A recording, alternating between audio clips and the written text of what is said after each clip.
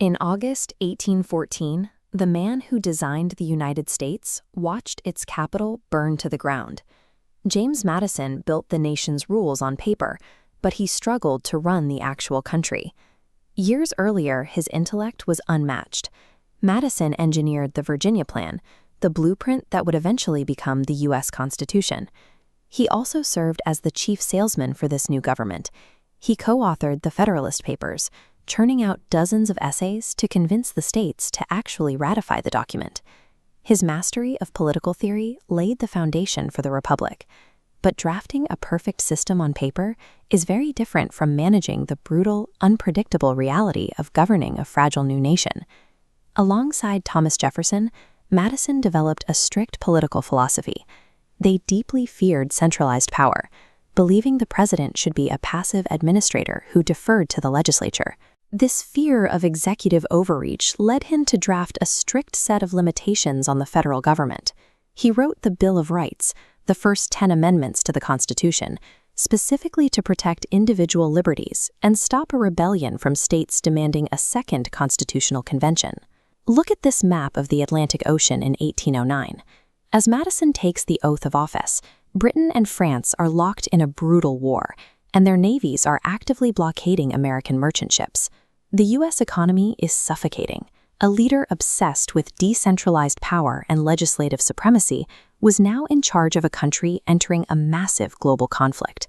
It was a mismatch that would quickly paralyze the government. Madison's commitment to a weak executive backfired almost immediately. He allowed hostile political factions within Congress to dictate the makeup of his own cabinet. He made a fatal compromise with the Invincibles, a powerful group of anti-Madison senators.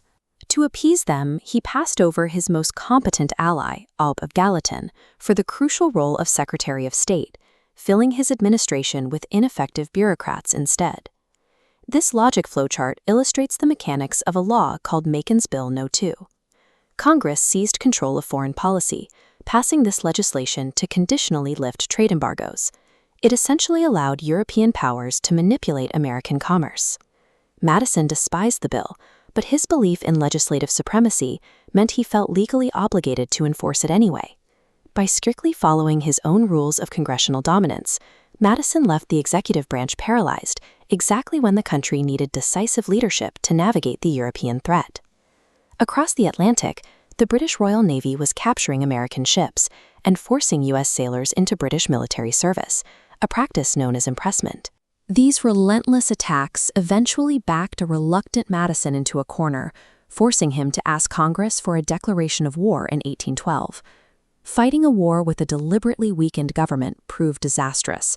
The United States had no unified military strategy, and the army was led by aging generals who hadn't seen combat since the Revolution.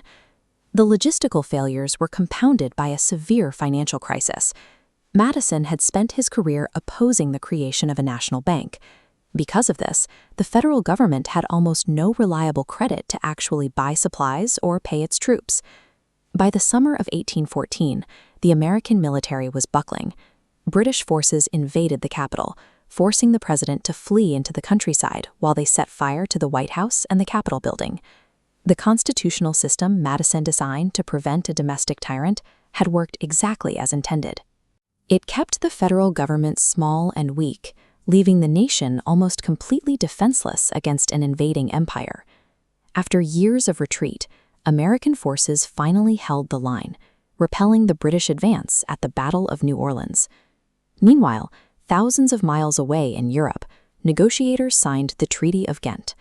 This document officially ended the war as a geopolitical draw, with neither side making major territorial or policy concessions. But news traveled slowly. Because word of the treaty arrived in Washington right after the victory at New Orleans, the American public perceived the two events as connected. The country felt they had won a massive, decisive military victory over the world's greatest navy. Surviving the conflict changed the way other nations viewed the United States. To the rest of the world, the former colonies were no longer a collection of states, but a unified power capable of defending its own borders. The near destruction of the country forced Madison to abandon his ideological purity. The strict constitutional theorist of 1787 became a pragmatic executive in 1815. Recognizing that a nation cannot defend itself without centralized credit, he made a sharp political pivot. Madison signed the charter to create the Second Bank of the United States, an institution he once argued was strictly unconstitutional.